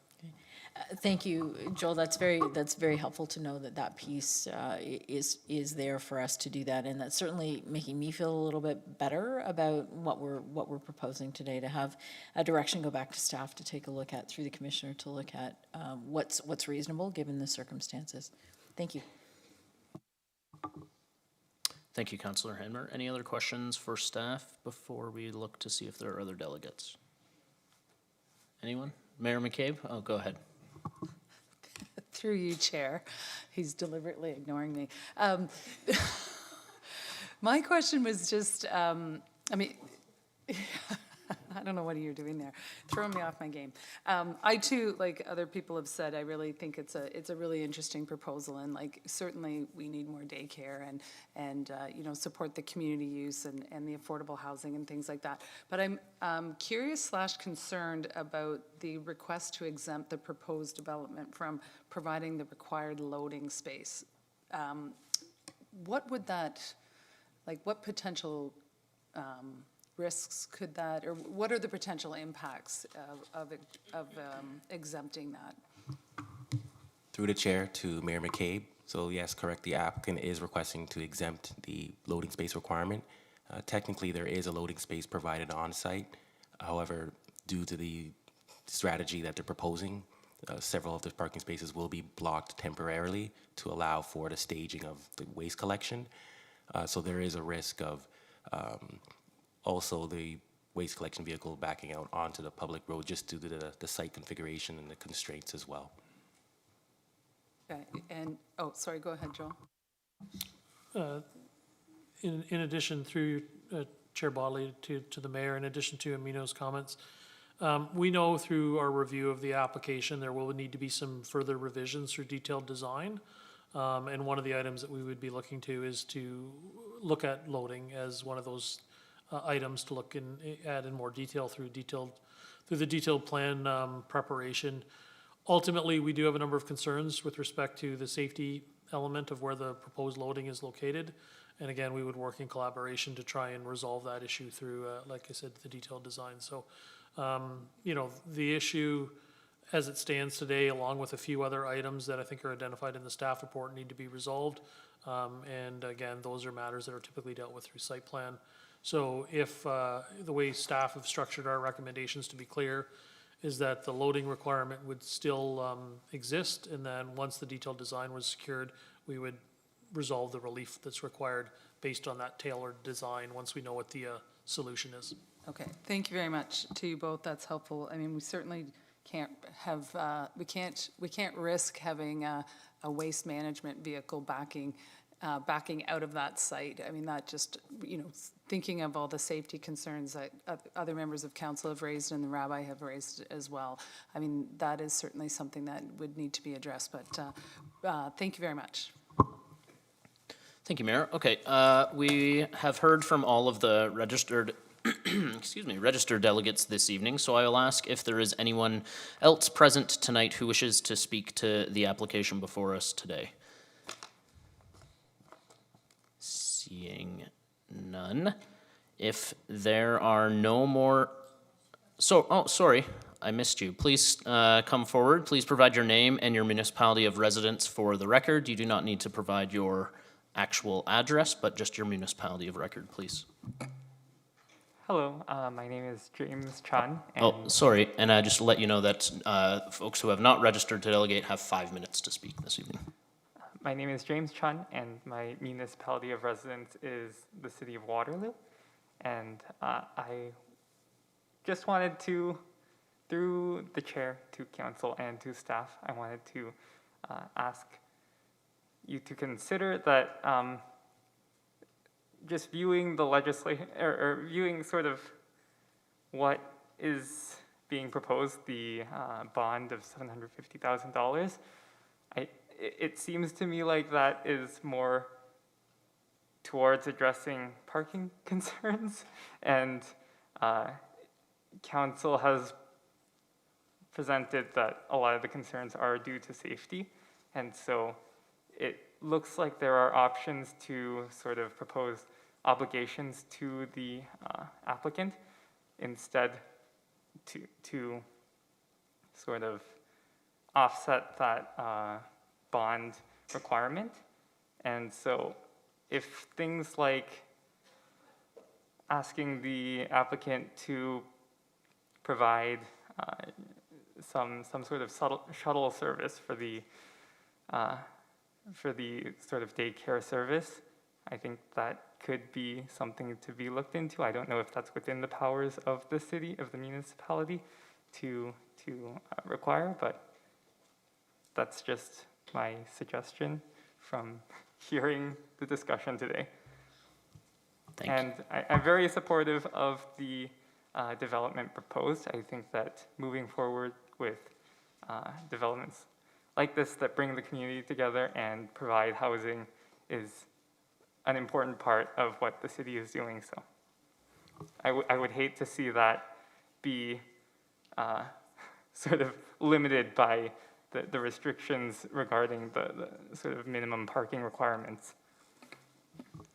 Thank you so much for coming this evening and taking the time to delegate. Appreciate your comments. I will look to see if anyone on council has any questions for this delegate. Seeing none, thank you so much again.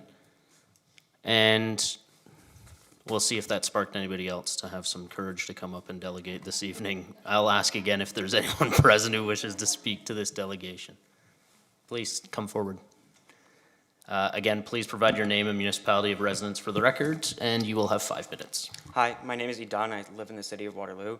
I wasn't planning on speaking this evening, but kind of everything that's gone on kind of made me feel like I should. One thing I want to talk about, I'm a Jewish student at the University of Waterloo, and I was harassed on campus last year for being Jewish. And I'm not from the university, I'm not from the city of Waterloo, so my family wasn't nearby to help me, to be there for me. But the rabbi and the Jewish community was. They're who I turned to, who I went to when I was kind of feeling stressed and afraid because I was harassed and attacked for being a Jew. And I just think that the Chabad facility is something that is so important for us Jews and for the entire community in that area. And I wanted to say that I think it should be passed. Yeah, thank you. Thank you so much for taking your time to speak this evening. I will remind council that the decision that we have before us today is a land use decision, and we definitely value the Chabad and everything that they do for the community, but that the decision that we are making before us this evening is a land use decision. But I really do appreciate you coming forward and sharing your experiences with us. It's important for all of us to hear. Does anybody have a question for this delegate this evening? Seeing none, and I saw that there were a couple of other folks who have raised their hands in the interim. So please feel free to come forward. And again, I will ask you to provide your name and municipality of residence for the record, and you will have 5 minutes. Good evening, Council. I had no idea I would speak to this issue, but as a Jewish grandfather with children in Toronto, I have a 4-year-old grandson that goes to a Chabad day school, and nothing makes us feel better and prouder knowing that our grandchildren are going to be receiving a foundation of a Jewish education that we normally couldn't have provided here in Kitchener-Waterloo. My children grew up here. Thank goodness they've moved to Toronto, where there was more opportunity for Jewish education, parochial schools, of which 2 granddaughters are currently enrolled at higher level of education. But there's no better pride for a Jewish parent or grandparent to see their grandchildren starting off having a very solid Jewish education, be proud of who they are.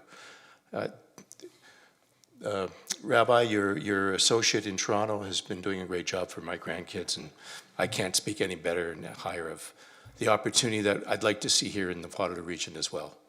Thank you. Thank you so much for your delegation. I will ask, sorry, excuse me, sir. I noted that I need your name and municipality of residence. Yeah, my name is Paul Wallman. I reside in Kitchener. Thank you for that. And I'll look to council to see if anybody has any questions for Paul.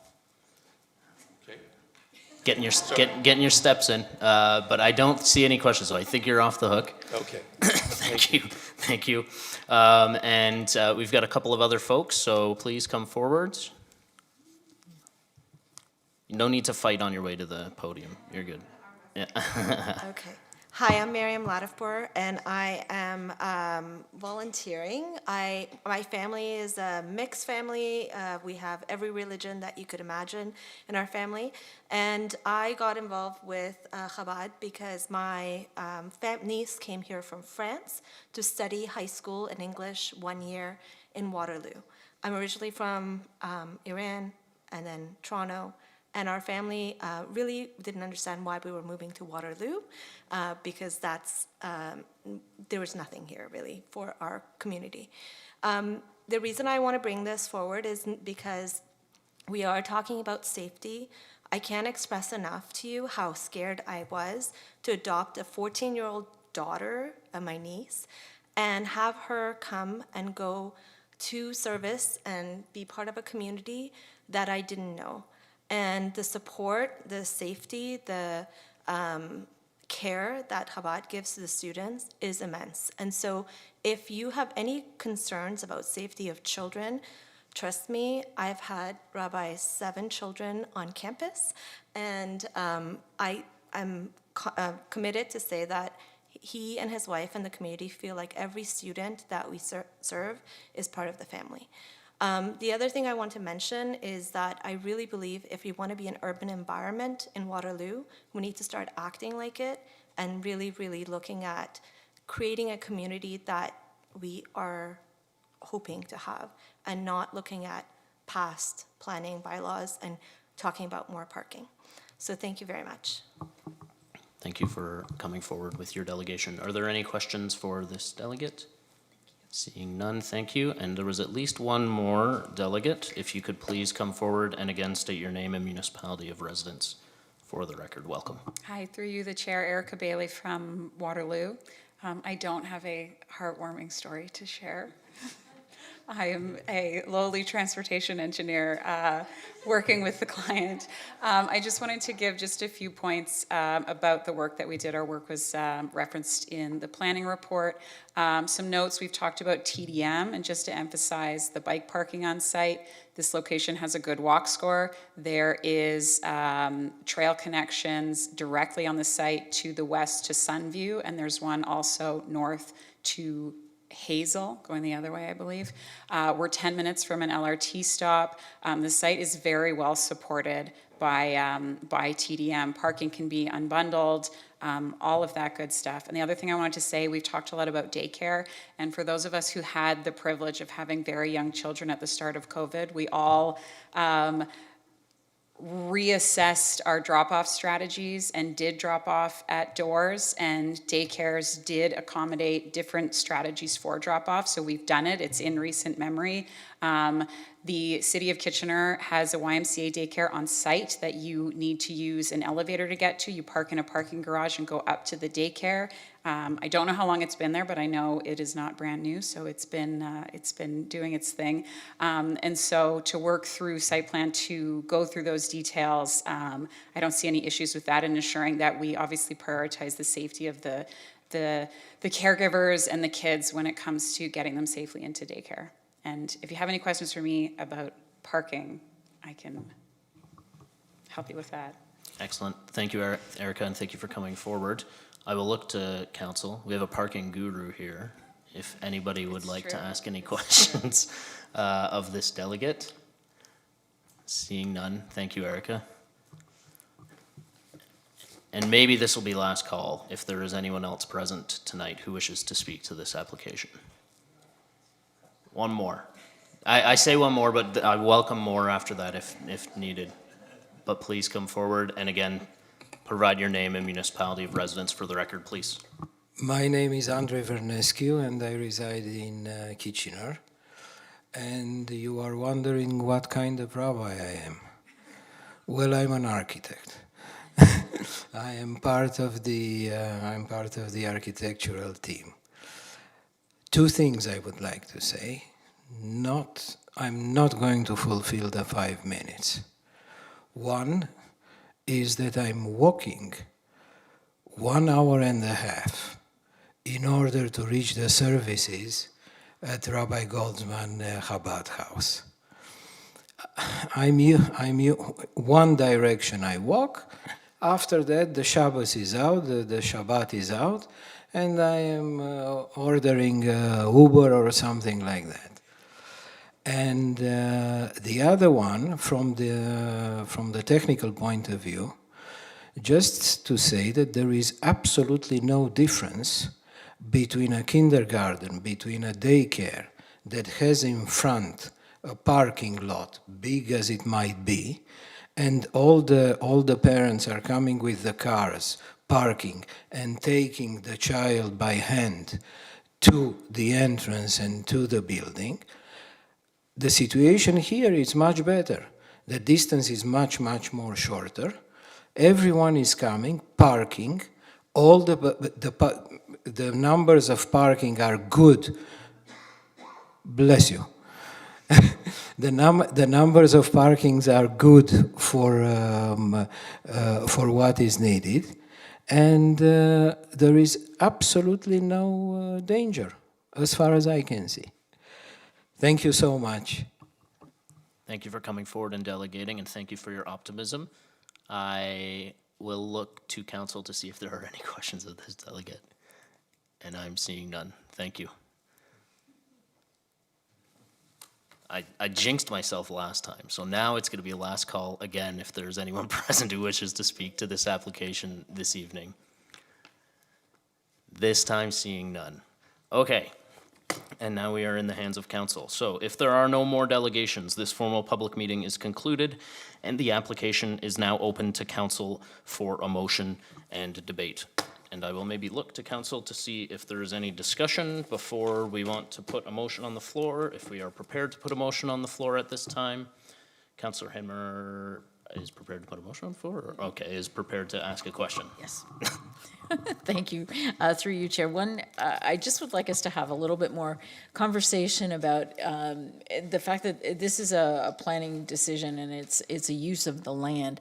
And as I listen to all of our comments, it's around safety of the particular property and what are our best ways to ensure that. I think we've all said parking is not really the issue. It's the safety in and out and how the space is being used on, not so much the space is being used, but how are people accessing it. Albert's really busy, crazy busy. So what I'm still struggling with, and I don't know if I've got a question for staff or not, so I apologize, clerk, if I'm going in the wrong direction here. What are the things that we can do to ensure that however this particular piece of land is used, it's as safe as possible for people who are accessing it, whether they're biking, whether they're walking, whether they're driving, whether they're dropping off. And that, to me, is the dilemma I have, Chair, right now. Thank you for that, Councillor Hammer. And maybe before staff may respond to that, I might look to the clerk. Is it preferable to have a motion on the floor right now, or is it preferable for us to continue to ask some questions before massaging to a final motion? I think that if Mr. Cotter wanted to respond to that question, because it speaks specifically to what are the tools that council has to consider. So I do believe that Councillor Rowe has a motion prepared, but it might be appropriate to receive that answer first. Thank you for that, clerks. I'll look to Joel. Through you, Chair Bodley, to Councillor Hamner. I think the goal of the staff report with the Section 40 is to be proactive rather than reactive at the end of the day. So the objective is as we go into detailed design, let's also at the same time talk about the shared parking model, the strategy, what TDM measures are going to be implemented and how, and make sure those things are thoughtfully done. It's too expensive to retrofit buildings. It's too expensive to retrofit roads and sidewalks after the fact. So let's do it up front as part of the detailed design, and that's the way staff's recommendations are structured. The safety piece is combined to the detailed design, and it is related to some degree to the parking, so it's all tied together. The development all needs to function as one, and that's ultimately where staff are recommending the Section 40, that if we're going to look at combining all of these uses and using a shared parking model, it's the best tool available to the city to use in this circumstance.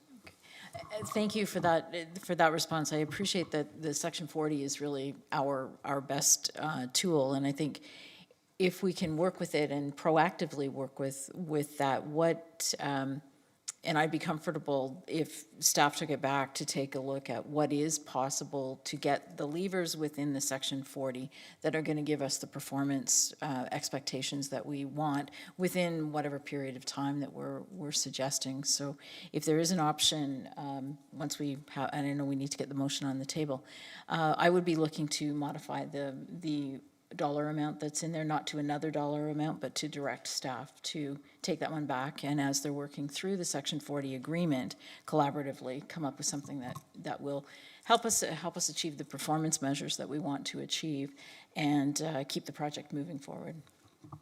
Thank you for those comments, Councillor Hanmer, and perhaps we might have some discussion around that once we have a motion on the floor. Is someone prepared to put a motion on the floor at this time, or do we need further discussion before someone's willing to do that? Okay, perfect. So Councillor Rowe will get you to put the motion. Have your water ready because it's a long one, I see. It is a long one, and we'll just get a little, yeah, sorry. Okay. I would like to move the motion with following comments. This proposed development at 251 Albert Street is an exciting and positive space for our community. It offers so many important contributions to the city, as have been discussed tonight, including a continued strong spiritual and community anchor for students and local residents, a welcome contribution to our local housing supply, and much-needed childcare spaces.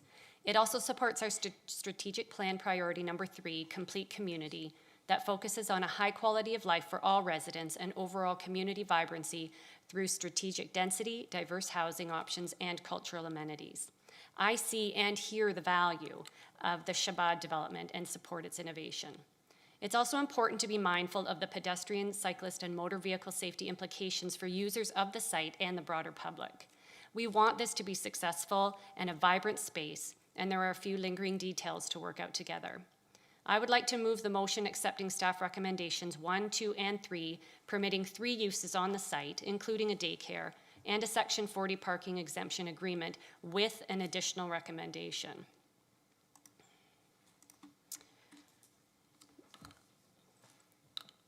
So, I will move the motion to approve the application, whereas Council has considered all written and oral submissions, and whereas Council has considered the professional opinions of planning staff, therefore be it resolved that Council approve report IPPW 2024-010, that Council approve zoning bylaw amendment Z2314, Shabbat Luvovic of the Region of Waterloo, 251 Albert Street, in accordance with Section 6 of IPPW 2024-010, with optional recommendation number 3, that Council authorize a parking exemption from the requirements of zoning bylaw 2018-050 for the lands known municipally as 251 Albert Street pursuant to Section 40 of the Planning Act, requiring a minimum of 26 parking spaces for a proposed development containing a maximum of 32 dwelling units, 57 bedrooms, 1 spiritual use, and 1 childcare center for up to 25 children in accordance with Appendix F of IPPW 2024-010, with an amendment that the Commissioner of Integrated Planning and Public Works be directed to establish a lesser financial security in consultation with the applicant. That the mayor and clerk be authorized to sign a Section 40 Planning Act agreement in accordance with IPPW 2024-010, the form and content of which shall be to the satisfaction of the city's Commissioner of Integrated Planning and Public Works and the city solicitor. That exemption C260 to Schedule C, site-specific zoning of said bylaw 2018-050, including the following regulation in addition to the recommendations in Section 6 of IPPW 2024-010, notwithstanding anything to the contrary, for the lands known municipally as 251 Albert Street, the lands, a childcare center shall be permitted in stories above the first story in a mixed-use building. Didn't even need the water. I will look for, I do need a seconder though, Councillor Hanmer. And clerks have been kind enough to put the revised 3rd recommendation up on the screen there with the highlighted portion, I believe, being the amendment. Is that correct? Yes, okay. So I will look to council to see if there's any discussion about that motion. Councillor Bassick. Thanks. I guess this was through you, Chair Bodley. I think this will probably end up in a question for staff, which is, I'm supportive of this application, and I am supportive of the Section 40, and I appreciate that you are also supportive of the Section 40 mitigating factors. What I'm curious about, though, is that the securities, as it was, is a prohibitive amount to the project moving forward. And so what I'm curious about is if we leave this in the hands of the very capable and trustworthy, so I have no concerns, but if we leave it in the hands of the commissioner and staff, how can council feel confident that it's not going to lead to stalling the project? Of course, it has to be collaborative, so you have to work and there has to be some agreement, and I think everyone's supportive of it being collaborative. So I asked this question knowing that that's the spirit everyone is going into it, but I suppose I have some concerns that leaving it so vague and out of council's hands could stall the project. So how do we just mitigate that potential challenge? Through you, Chair Bodley, to Councillor Vasek. I think the intent of council is clear to the commissioner without speaking on his behalf. Certainly, it's a lesser amount and there'll be collaboration, but Mr. Ormson has a corporate management team to rely on. And in the event, I would suggest to council that if there wasn't a value that could be arrived at that was appropriate, Mr. Ormson could always have this matter referred back to council for an ultimate decision. So I think, in my opinion, Mr. Ormson will do a capable job for the city to establish an appropriate value, but council always has the assurance that if that can't happen, the matter can always be referred back to. And Councillor Vasek, sorry, Commissioner Ormson had his hand up to also address that. Thanks, Councillor Bodley, and thanks for your question. Councillor Vasek, Joel's really summarized it. The value is not going to be $0, excuse me, but it won't be $750,000.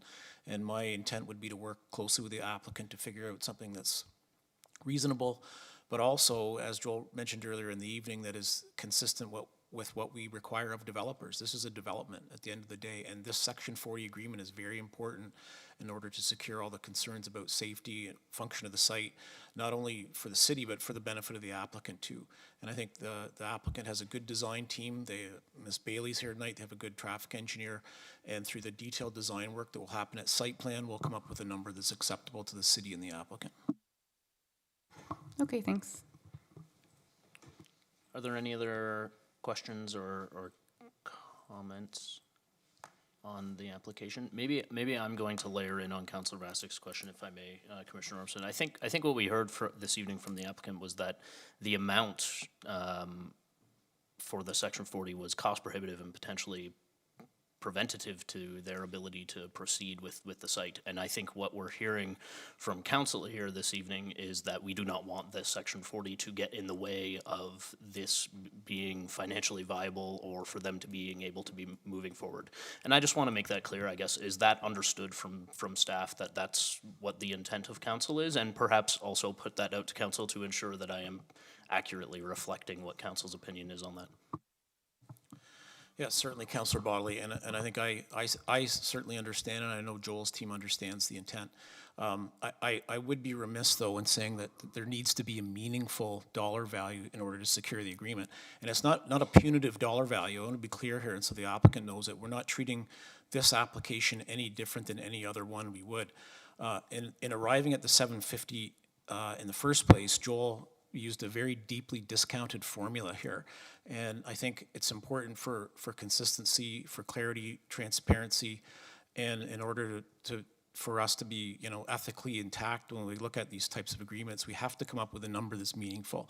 I would go as far as to say, Councillor Bodley, that if in year 1 and 2 of the operation of this site, we can reduce the securities to 0 and return them to the applicant, we'd certainly do that. But the intent of the security, again, is to drive performance, is so everyone involved knows it's an important requirement to ensure that the site functions safely.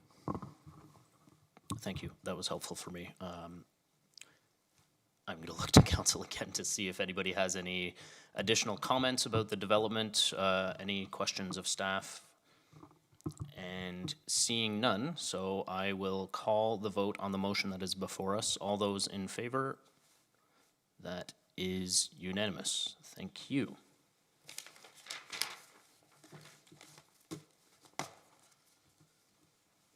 Okay.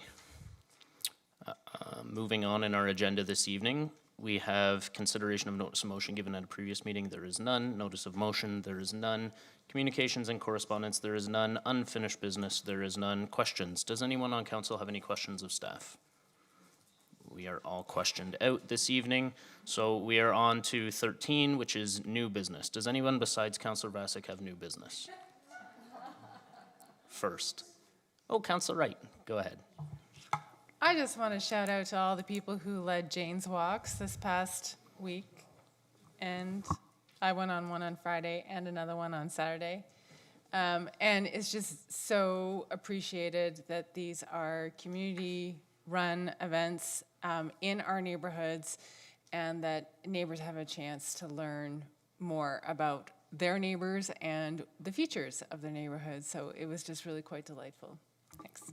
Thank you for that, Councillor Wright. And before I see if anyone else has any new business, I will note that last week was the mayor's State of the City address, which maybe she'll want to speak to, but we had some very fun folks sitting in these chairs, and it is much to their chagrin that we are actually still here today, because I believe they passed a non-binding motion that they were officially taking over as the grade 5 council of the day is actually the new council of the city of Waterloo if they were in charge. So sucks for them that we're still sitting here. Is there any other new business? Councillor Vassic, go ahead. Thanks. I was about to hush you for being so mean to me as they did last week. They didn't hush me. I wanted to just thank staff for organizing the new Hire Coffee Hour last week, which gave the new staff of the city a chance to connect and also to connect with us on council. It's nice to hear people coming from other municipalities and saying that they've appreciated the warm welcome and that it feels like a bit of a family, more of a homey vibe than some other municipalities, and like everyone is really trying to do their best for the city of Waterloo. So just thanks to HR staff and anyone else who made that happen. Thank you for that, Councillor Vassic. Take that, other municipalities apparently is the new business. Any other new business? Councillor Rowe, and now I'm going to say here, Councillor Rowe, I didn't hear a through you, Chair Bodley, this evening, and I need one. I want one. Through you, Chair Bodley.